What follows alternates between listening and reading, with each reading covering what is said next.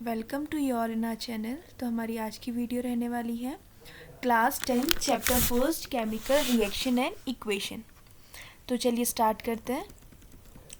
इस चैप्टर का first topic है केमिकल रिएक्शन। अब हम केमिकल रिएक्शन किसको बोलते हैं? जब मैग्नीशियम रिएक्शन करेगा ऑक्सीजन से, ज़रूरी नहीं है यही कुछ हो, यानी जब दो प्रोडक्ट आपस में रिएक्शन करेंगे और एक दूसरा प्रोडक्ट बनाएंगे, एक नया प्रोडक्ट बनाएंगे, इसी को बोलते हैं केमिकल रिएक्शन।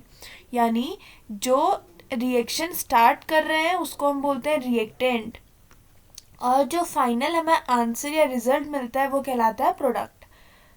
तो केमिकल रिएक्शन क्या होती है?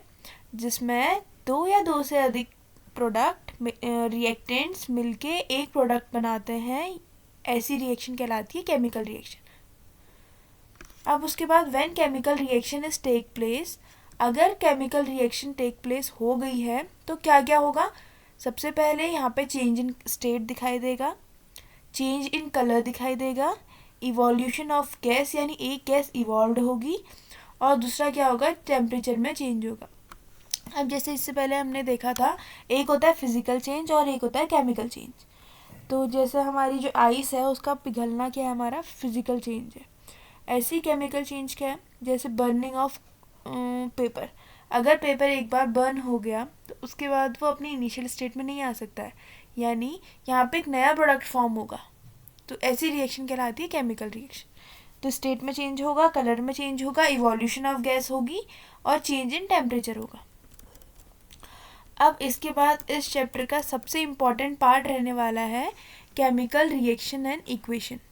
तो केमिकल जो इक्वेशन हमें दी रहती है, हमें उसको क्या करना पड़ता है? बैलेंस करना पड़ता है। तो केमिकल इक्वेशन को बैलेंस कैसे करते हैं, तो सबसे पहले हम वो सीखेंगे। तो देखिए, सबसे पहले इन्होंने हमें दे रखा है, ये क्या है? Zn प्लस H2SO4, ये हमारे होते हैं रिएक्टेंट, ये होते हैं रिएक्टेंट। और जो हमारा आंसर बनता है ये क्या होता है? प्रोडक्ट। तो इसके लिए हम सबसे पहले क्या करेंगे? सबसे पहले हम करते हैं एक साइड में, यानी एक साइड में सबसे पहले हम लिखेंगे रिएक्टेंट यानी R। अब रिएक्टेंट हमारे हैं क्या क्या? एक तो Zn है, एक हमारा क्या है? H, अलग अलग करेंगे, एक है S, एक है ऑक्सीजन। ये चार ही चीज़ों से मिलके ये पूरी रिएक्शन बनी है। तो सबसे पहले हम यहाँ पे क्या लिखेंगे? ऐसे आएगा हमारा। अब उस ऐसे आने के बाद से क्या होगा? अब हम देखेंगे number of amount in reactant, यानी रिएक्टेंट में कितने परसेंटेज। रिएक्टेंट यहाँ पे नहीं आएगा, हम रिएक्टेंट यहाँ पे लिखेंगे। अब देखेंगे कि हम जो रिएक्टेंट है यहाँ पे कितने जिंक है। जिंक देखो कुछ भी नहीं है इसके आगे साइन, तो जिंक कितना है? 1। उसके बाद हाइड्रोजन कितने हैं? खाली 2 हैं। उसके बाद एस कितना है? कोई भी मल्टी, ना नीचे यहाँ पे कोई है ना आगे है, तो एस कितना हो गया? 1। और ओ कितना है? 4। तो ये थे हमारे रिएक्टेंट के। अब इसके बाद से हमारे किसके आ जाएंगे? प्रोडक्ट के। प्रोडक्ट में क्या है? देखो यहाँ भी जिंक एक है। एस कितना है? 1 है। ओ कितने हैं? 4 है। और एच कितने हैं? 2 है। तो ये रिएक्शन में देखो, जितने जिंक वहाँ है उतने यहाँ है, जितने हाइड्रोजन वहाँ है उतने यहाँ हैं, जितने सल्फर हैं वो ये हैं, जितने ऑक्सीजन है वो ये है। यानी number of reactant is equal to a number of a reaction. जब नंबर ऑफ रिएक्टेंट बराबर होंगे नंबर ऑफ प्रोडक्ट के, तो ऐसी रिएक्शन कहलाएगी हमारी बैलेंस रिएक्शन। अब कितने बार ऐसा होता है कि हमें रिएक्शन बैलेंस नहीं दी होती है, हमें क्या करनी पड़ती है? रिएक्शन को खुद बैलेंस करना पड़ता है। तो देखिए, हम एक क्वेश्चन ऐसा भी करेंगे, यहाँ पे को हमें रिएक्शन बैलेंस नहीं दी है, तो ये सबसे पहले हमने इसको इरेज कर दिया। उसके बाद से हम रिएक्शन लिखेंगे। तो रिएक्शन क्या है? जो हमारी रिएक्शन है वो है, ये तो हमारी क्या थी? बैलेंस थी। जो हमारी बैलेंस नहीं है, जैसे है F, Fe, हमें दे रखा है Fe plus H2O that gives, ये हमें देता है Fe3O4 Fe3O4 प्लस H2। अब जो मैंने आपको जैसे ऊपर वाली मेथड बताई वो इनिशियल स्टेट में आपको यहाँ पे को भी वो ही करना है। तो यहाँ पे से हम कलर चेंज कर लेते हैं ताकि दूसरा भी विजिबल ढंग से हो। ये देखिए, अब सबसे पहले है क्या क्या इसमें, एक तो Fe है, अगला हमारा क्या है H है, और एक हमारा क्या है O है, एक है O। अब देखेंगे रिएक्टेंट में कितने हैं और प्रोडक्ट में कितने हैं। रिएक्टेंट में Fe एक है तो 1, H2 में कितना है H2, O कितना है 1।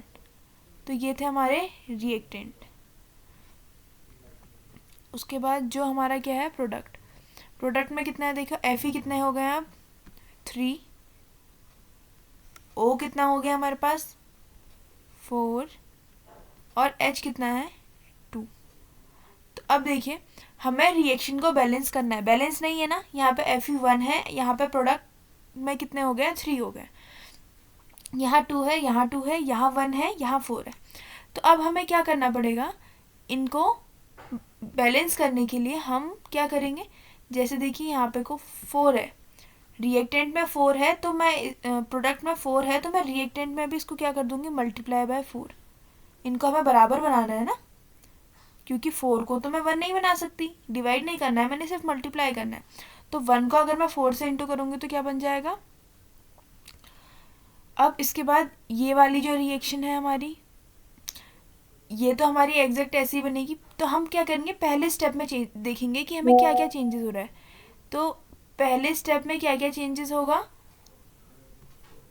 पहले स्टेप में ये रहेगा, हमने यहाँ इंटू कर रखा है तो O के आगे Fe में तो कुछ नहीं होगा, Fe हमारा ऐसा ही रहेगा, Fe प्लस हमने किसके आगे इंटू करा है O के आगे, तो O यहाँ पे के आगे तो हम नहीं लगा सकते हैं, तो यहाँ लगेगा आगे 4H2O। और हमने रिएक्टेंट्स में कोई चेंजेस नहीं करा है, रिएक्टेंट्स हमारे एज इट इज़ ऐसे ही हैं, तो वो हो जाएगा Fe3O4 प्लस H2। अब ये वाली स्टेज में आके हमें ये टेबल फिर से बनानी पड़ेगी, हर स्टेज में वो टेबल नई नई बनती जाएगी, क्योंकि अभी हमने कुछ चेंजेस करे हैं। तो देखिए मैं इसी में ठीक कर दे रही हूँ, आप फिर नई टेबल बनाएंगे। अब Fe यहाँ पे 1 है, वहाँ 3 है, H यहाँ पे अब कितने हो गए हमारे H, 4 ये हो गया है और 2 ये हो गया है, तो 4 2 जा 8, हमारे यहाँ पे को H हो गया है 8। तो यहाँ पे को हम कितना कर लेंगे इसको, देखिए ये हो गया हमारा 8। कैसे हुआ, ये यहाँ वाले और इन दोनों को मल्टीप्लाई कर देते हैं। अब ये वाले में तो कुछ चेंजेस नहीं होंगे, और O कितना आ गया है 4। अब हमारे O's तो सही हो गए, यानी अब इसकी कोई वैल्यू नहीं है, अब हमने चेंज कर दिया है, अब यहाँ पे को सिर्फ 4 ही रहेगा। अब नेक्स्ट स्टेप में हमें क्या करना पड़ेगा, इसको हम क्या बनाएंगे 8 बनाना है ना, तो 8 बनाने के लिए इसको तो कुछ नहीं करेंगे, जो हमारा नेक्स्ट नंबर आएगा, नेक्स्ट नंबर क्या होगा, जैसे हमको ये दे रखा है तो इस वाले को हमें कितने से इंटू करना पड़ेगा 4 से, तभी तो वो 8 बनेगा, 2 4 जा 8। अब 8 के लिए हमें यहाँ चेंज हमने किस में करा है, प्रोडक्ट में, तो जहाँ पे को आपको H दिख रहा है आप उसके आगे कितना लगा देंगे 4, तो यहाँ पे को क्या लग जाएगा आगे से 4। ठीक हो गया। अब 4 लगने के बाद देखो यहाँ पे को क्या क्या चेंजेस हुए, जो हमारे यहाँ पे को चेंजेस हुए वो हैं, अरे यहाँ पे ओ नहीं है, यहाँ पे को नहीं था, तो हमारे यहाँ पे को जैसे हमने सबसे पहले लिखा था Fe3 होगा, O4 होगा, ये हमारे एग्जैक्ट बने थे, और H कितने बने थे, H2, ये हम सही लिखते आ रहे थे। अब देखिए यहाँ पे को हमारे हाइड्रोजन कितने हो गए, 4 2 जा 8 कर दिए, और यहाँ पे को हमारे हाइड्रोजन सिर्फ कितने हो गए 2, तो ये हमारे ठीक बन गए। तो यहाँ पे कितने हो गए, देखिए ये भी हो गया 4 2 जा 8, 4 2 जा 8 हो गया। तो अब हमें इसकी ज़रूरत नहीं है, अब हम यहाँ किसको लिख देंगे सीधे 8, क्योंकि हमने इंटू करके इसको बैलेंस कर लिया है ना, तो हमारा ये कितना आ जाएगा 8। अब देखो नीचे का भी बैलेंस हो गया 4 4, ये भी बैलेंस हो गया। अब इसके लिए हमें लास्ट में क्या करना है, इसको 3 से मल्टीप्लाई करना है, इसके तो आगे साथ कोई भी नहीं है, तो इसको मैं जनरली 3 से मल्टीप्लाई कर दूँगी।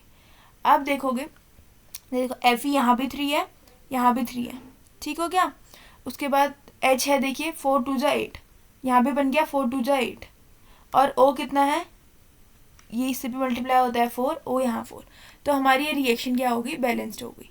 तो हम रिएक्शंस को ऐसे बैलेंस करते हैं, हर स्टेप में पहले हम देखेंगे रिएक्टेंट और प्रोडक्ट कितने कितने हैं, उसके बाद से हमें हमेशा मल्टीप्लाई करना है, मल्टीप्लाई कर करके फिर चेंजेस आएंगे, फिर उसको हम नोट डाउन करेंगे और फिर उसको सॉल्व करेंगे। तो ये थी हमारी बैलेंस्ड रिएक्शन। उसके बाद हमारा नेक्स्ट टॉपिक रहेगा टाइप्स ऑफ केमिकल रिएक्शन। अब केमिकल रिएक्शन कितने टाइप्स की होती हैं, तो सबसे पहले वो होती है combination reaction. Combination as the name indicates combine, यानी नेम हमें क्या बता रहा है कि इसको कंबाइन करना है, कंबाइन यानी दो चीज़ों को एक साथ जोड़ना। तो क्या होती है ऐसी रिएक्शन जिसमें दो कंपाउंड एक साथ मिलते हैं और एक नया कंपाउंड बनाते हैं। तो देखिए कैल्शियम ऑक्साइड यानी CaO reacts vigorously with water, यानी कैल्शियम ऑक्साइड को जब हम वाटर के साथ मिलाएंगे तो हमें क्या बनेगा, स्लेक्ड लाइम, एक नया प्रोडक्ट मिलेगा और बहुत ज़्यादा अमाउंट में हीट मिलेगी। तो इसी को हम बोलते हैं combination reaction. Reaction in which single product is formed, एक सिंगल प्रोडक्ट बनता है दो या दो के अधिक से मिलने से, तो इसको हम बोलते हैं कॉम्बिनेशन रिएक्शन। अब नेक्स्ट है decomposition reaction. Reaction in which one compound decompose, यानी इसमें क्या होता है, एक कंपाउंड डिकम्पोज होता है अपने एलिमेंट्स में, यानी जैसे CaCO3 है, ये एक कंपाउंड है, ये डिकम्पोज यानी टूट गया अपने दो कॉन्स्टिट्यूएंट्स में, तो इसको बोलते हैं डिकम्पोजिशन रिएक्शन। जैसे कैल्शियम कार्बोनेट टूट गया है किसमें, कैल्शियम ऑक्साइड में और कार्बन डाइऑक्साइड में। अब देखिए जो ये डिकम्पोज होना या टूटना होता है ये 3 वजह से होता है। तो ये इसके 3 कारण क्या क्या होते हैं।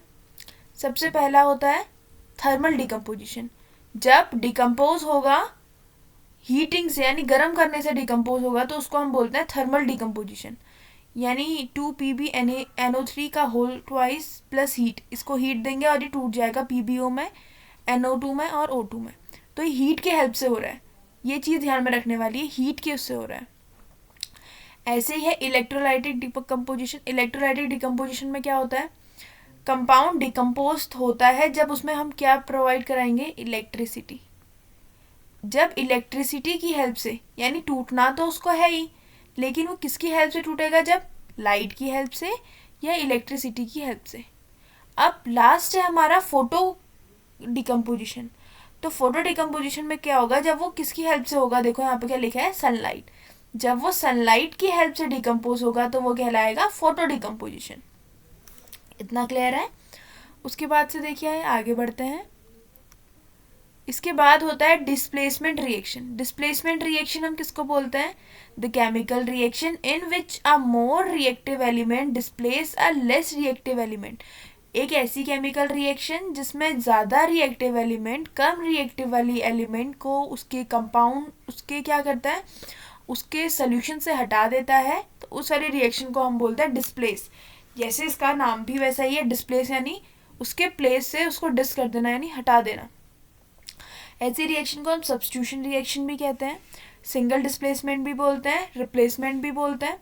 अब देखो इसमें होगा क्या, एक हमारी रिएक्टिविटी सीरीज होती है, जो क्या होती है, रिएक्टिविटी की डिक्रीजिंग ऑर्डर में होती है। जैसे यहाँ से स्टार्ट होगी Na, तो इनके जो ऑर्डर होता है, तो इसमें क्या होता है, जो ऊपर वाला होता है यानी जो मोर रिएक्टिव है, जो मोर रिएक्टिव एलिमेंट है, वो क्या करेगा, लेस रिएक्टिव एलिमेंट को उसके सोल्यूशन से हटा देगा। रिएक्टिविटी के डिक्रीजिंग ऑर्डर में होता है, तो ऊपर वाला क्या है, जो ज़्यादा रिएक्टिव है वो कम रिएक्टिव वाले को हटा देगा। जैसे देखो यहाँ पे को जिंक प्लस HCl है, तो यहाँ पे क्या किया, जिंक ज़्यादा रिएक्टिव है तो इसने हाइड्रोजन को हटा दिया। हाइड्रोजन, क्योंकि हाइड्रोजन यहाँ मिड में आता है, H पॉजिटिव, तो इसने इसको इसके सोल्यूशन से हटा दिया और ये अपना एंटर हो गया। तो क्या बन गया, ZnCl2 प्लस H2। तो ये रिएक्शन कहलाती है डिस्प्लेसमेंट रिएक्शन। अब उसके बाद से है double displacement reaction. Double displacement reaction क्या होती है, ऐसी रिएक्शन जिसमें एक्सचेंज होता है आयंस का। अब देखो यहाँ पे को Na2 यानी Na2 के साथ यहाँ पे क्या था, SO4, तो यहाँ Na2 के साथ क्या आ जाएगा, इसका वाला कंपाउंड आ जाएगा Cl, और Ba अकेला था तो उसके साथ क्या चल जाएगा, SO4 ये वाला। तो यहाँ पे को म्यूचुअल चेंजेस ऑफ आयन हो रहा है, यानी आयन चेंजेस हो रहा है, तो ऐसी रिएक्शन कहलाती है डबल डिस्प्लेसमेंट रिएक्शन। और ये रिएक्शन में हमेशा क्या होता है, एक ना एक प्रेसिपिटेट फॉर्म होता है, तो ऐसी रिएक्शंस को हम प्रेसिपिटेशन रिएक्शन भी कहते हैं। तो ये क्वेश्चन आ सकता है कि जो कौन सी रिएक्शन है जिनको हम प्रेसिपिटेशन रिएक्शन भी कह सकते हैं, तो वो है डबल डिस्प्लेसमेंट। और ऐसी रिएक्शन जिसमें हमेशा एक प्रेसिपिटेशन फॉर्म होता है वो क्या है, डबल डिस्प्लेसमेंट रिएक्शन। वही है जब बेरियम क्लोराइड रिएक्ट करेगा सॉल्यूशन में सोडियम सल्फेट से, एक वाइट प्रेसिपिटेट बनेगा बेरियम सल्फेट का। कौन सा, बेरियम सल्फेट का वाइट प्रेसिपिटेट बनेगा जो होगा NaCl। ये बनेगा is formed along with NaCl, यानी NaCl के साथ ये है प्रेसिपिटेट। इसको ऐसे भी दिखाते हैं, जो प्रेसिपिटेट बनेगा NaCl के साथ। उसके बाद आगे बढ़ते हैं। अब ये बहुत इंपॉर्टेंट टॉपिक है, इसको आप मोस्ट इम्पॉर्टेंट टॉपिक भी बोल सकते हैं, ऑक्सीडेशन एंड रिडक्शन। अब ये ऑक्सीडेशन एंड रिडक्शन होता क्या है, जैसा कि नाम ही इंडिकेट कर रहा है उसका, ऑक्सीडेशन यानी ऑक्सीजन का जुड़ना। Oxygen is added to copper and form copper oxide, यानी ऑक्सीजन के साथ कॉपर के साथ ऑक्सीजन का जुड़ना कहलाएगा ऑक्सीडेशन। यहाँ पे ऑक्सीजन जुड़ रहा है तो ऑक्सीडेशन। अगर वो बोल रहा है कि if hydrogen gases passes over the heated, अगर हम इसके पास से हाइड्रोजन गैस क्या कराएंगे, पास कराएंगे, तो ये इनिशियल में फिर कॉपर हो जाएगा। पहले कॉपर से ऑक्साइड बना, हाइड्रोजन करके इसको छूट गया। तो ऐसी रिएक्शन जब क्या हो, ऑक्सीजन का हटना या हाइड्रोजन का जुड़ना, ये कहलाता है हमें रिडक्शन। क्या कहलाता है, रिडक्शन। आगे देखिए, if a substance gain oxygen, अगर कोई सब्सटेंस में ऑक्सीजन जुड़ेंगे तो वो कहलाएगा ऑक्सीडाइज। यहाँ पे ऑक्सीजन हटा है इससे, तो ये कहलाएगा रिड्यूस्ड। अब यहाँ पे क्या होगा, जो कॉपर ऑक्साइड है is losing oxygen and being reduced, ये CuO है, CuO यहाँ पे रिड्यूस्ड हुआ है और इसने क्या बनाया है, कॉपर, और हाइड्रोजन गेन किए। दूसरे वर्ड्स में हम कह सकते हैं ऐसी रिएक्शन जिसमें ऑक्सीजन जुड़ता है वो ऑक्सीडेशन है, और ऑक्सीजन निकलता है वो रिडक्शन है, या हाइड्रोजन का निकलना ऑक्सीडेशन है। इसको एक बार आप लोग देख लीजिए, बहुत कंफ्यूजिंग रहता है। एक होता है ऑक्सीडेशन और एक होता है रिडक्शन। यानी ये तो नाम से ही स्टार्ट है, ऑक्सीजन O2 का जुड़ना। अगर O2 यहाँ जुड़ेगा तो यहाँ O2 क्या होगा, हमें इक्वेशन रिएक्शन से निकलेगा। वैसे ही है यहाँ पे को H पॉजिटिव का, जो हमारा H पॉजिटिव है इसका निकलना, और यहाँ पे को S पॉजिटिव क्या करेगा, जुड़ेगा। ठीक हो गया। और ऐसी रिएक्शन जिसमें ऑक्सीडेशन और रिडक्शन साथ साथ होता है तो वो रिएक्शन हमारी कहलाती है रेडॉक्स रिएक्शन। कौन सी रिएक्शन, रेडॉक्स रिएक्शन। ऐसी रिएक्शन जिसमें ऑक्सीडेशन एंड रिडक्शन क्या होता है, साइमल्टेनियसली होता है, उसको हम बोलते हैं रेडॉक्स रिएक्शन। अब देखो इसको आप एक एग्जांपल से समझेंगे। यहाँ पे को है कॉपर ऑक्साइड, पहले कॉपर ऑक्साइड क्या हो गया, इसमें ऑक्सीजन था, अब ऑक्सीजन निकल गया, तो ये क्या कहलाएगा, रिडक्शन। हाइड्रोजन के पास पहले ऑक्सीजन नहीं था, ऑक्सीजन अब जुड़ा है, तो ये क्या कहलाएगा, ऑक्सीडेशन। ये जो इम्पोर्टेंट है इसको आप क्या करेंगे, अच्छे से देखेंगे। ऑक्सीडाइजेशन एजेंट, अब देखो इसका ऑक्सीडेशन हो रहा है, the substance which gives oxygen for oxidation, यानी ऐसा सब्सटेंस जो ऑक्सीजन देता है ऑक्सीडेशन के लिए, यानी ऐसा समझ सकते हैं जिसका ऑक्सीडेशन हो रहा है वो रिड्यूसिंग एजेंट है, और जिसका रिडक्शन हो रहा है वो क्या है, ऑक्सीडाइजिंग एजेंट है। दोबारा देखिए, जैसे यहाँ पे ऑक्सीडेशन हो रहा है तो ये हो जाएगा हमारा रिड्यूसिंग एजेंट, और जिसमें रिडक्शन हो रहा है वो हो जाएगा हमारा ऑक्सीडाइजिंग एजेंट। क्योंकि ये सब्सटेंस ऑक्सीजन दे रहा है, यही तो ऑक्सीजन था इसके पास, अब इसने ऑक्सीजन दे दिया किसको, हाइड्रोजन को। जो ऑक्सीजन देता है वो हो जाता है हमारा, जिसका रिडक्शन हो रहा है वो होता है हमारा ऑक्सीडाइजिंग एजेंट, और जिसका हमारा ऑक्सीडेशन हो रहा है वो हमारा क्या हो जाता है, रिड्यूसिंग एजेंट। बुक में बहुत ज़्यादा कंफ्यूजिंग दिया होता है, आप लोग ऐसे समझेंगे। अब उसके बाद से हमारा टॉपिक रहने वाला है, वही लिखा है रिडॉक्स रिएक्शन। अब एक्सोथर्मिक रिएक्शन क्या होती है, ऐसी रिएक्शन जिसमें हीट निकलती है, यानी हीट क्या होगी, यहाँ से हीट निकलेगी, यानी रिएक्शन के दौरान हीट निकलती है, तो उसको हम बोलते हैं एक्सोथर्मिक। एंडोथर्मिक, ऐसी रिएक्शन जिसे हमें प्रोसीड कराने के लिए उसमें हीट चाहिए, यानी एनर्जी चाहिए, सनलाइट चाहिए, तभी तो ये डिकम्पोज हो रहा है एजी और बीआर में, तो यानी जहाँ पे हीट हमें रिक्वायर्ड है, तो ये हो जाएगा एंडोथर्मिक। अब इफेक्ट ऑफ ऑक्सीडेशन, अब ऑक्सीडेशन यानी ऑक्सीजन का जुड़ना ये तो होता है, अब इससे क्या क्या इफेक्ट होता है, सबसे पहला है कोरोजन। कोरोजन क्या होता है, the process of conversion of metal into undesirable compound due to their reaction with oxygen, water, acid, gases present in the atmosphere called corrosion. यानी जैसे हमारे लोहे की लकड़ी, लोहे का रॉड है, लोहे के रॉड में क्या होता है, जंक लग जाता है, तो जंक लग के क्या हो जाता है, एक ऑक्साइड फॉर्म हो जाता है, होता है ना ऑक्साइड फॉर्म। तो वही बता रखा है कि हल्के हल्के कन्वर्जन होना मेटल का एक अनडिजायरेबल कंपाउंड बन जाता है, तो इसी को हम कोरोजन बोलते हैं, जैसे रस्टिंग ऑफ आयरन। अब कोरोजन से क्या होता है, बहुत सारी जो आयरन की रेलिंग्स हैं, सिप्स हैं, ये सब भी क्या हो जाती है, कोरोजन हो जाती है, यानी डैमेज हो जाती है। कोरोजन होने से जो आयरन होता है वो क्या हो जाता है, वीक हो जाता है। अब मेथड ऑफ प्रिवेंट रस्टिंग, इसकी हम क्या क्या मेथड है जिससे हमसे बचा सकते हैं, जैसे हम नई नई रेलिंग्स लगाते हैं तो उसमें हम पहले क्या लगाते हैं, प्राइमर लगाते हैं, तो यहाँ उसे पेंट कर लेंगे तो रस्टिंग नहीं होगी। उसको हम ग्रीसिंग कर लेंगे, ऑयलिंग कर देंगे, फिर भी नहीं होगा। गैल्वेनाइजेशन, यानी जैसे ये रॉड है, इसके बाहर से अगर हम एक कोटिंग लगा देंगे तो कोटिंग में ही रस्टिंग होगा, अंदर का तो ऐसे ही बच जाएगा, तो यही है galvanisation. And last and least topic is rancidity. What is rancidity, अब हम देखते हैं, जैसे हमने कुरकुरा खाया, तो कुरकुरा खाने से क्या होगा, अभी हमने खा लिया, उसके बाद मैंने क्या कर दिया, उसको छोड़ दिया, यानी उसमें क्या नहीं लगाया, उसको खुला छोड़ दिया, तो क्या होता है, सिल जाता है, हम हमारी भाषा में उसको बोलते हैं सिल जाना, यानी जो उसका टेस्ट होता है वो कुछ अजीब सा हो जाता है और ऑर्डर भी चेंज हो जाती है। यानी जब हम किसी भी फूड कंटेनिंग या ऑयल या फैट कंटेनिंग कोई भी हमारा फूड होगा, उसको हम अगर एयर में खुला छोड़ देंगे बहुत टाइम पे, तो एयर से उसका क्या हो जाता है, ऑक्सीडेशन हो जाता है, और इसी को हम कहलाते हैं रेंसिडिटी। इसी के लिए क्या देखा जाता है, ये कुरकुरे वगैरह में जिसकी हवा निकली होती है उसका टेस्ट कुछ अलग होता है, तो हम क्या करते हैं, कुरकुरे या कोई भी हो सकता है, कुरकुरे की ही बात नहीं कर रही हूँ मैं, कोई भी हमारे जो पैक्ड फूड है उसमें क्या होता है, हवा भरी रहती है, वो भरा होता है नाइट्रोजन, यानी अगर वो नाइट्रोजन भरा है, वो इनर्ट गैस है, वो उससे रिएक्ट नहीं कर सकती, तो वो उससे रिएक्ट ना कर जाए ऑक्सीजन के साथ, और वो फूड जो है ख़राब ना हो जाए, उससे बचाने के लिए हम क्या भरते हैं, नाइट्रोजन। तो यही रेंसिडिटी कहलाती है।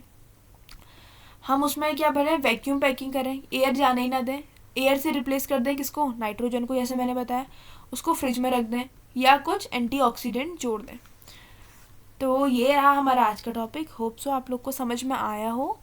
अगर आपको समझ में आया तो आप लाइक, शेयर एंड सब्सक्राइब कर सकते हैं। So thanks for watching. मिलते हैं ऐसी एक नई वीडियो के साथ। Bye bye.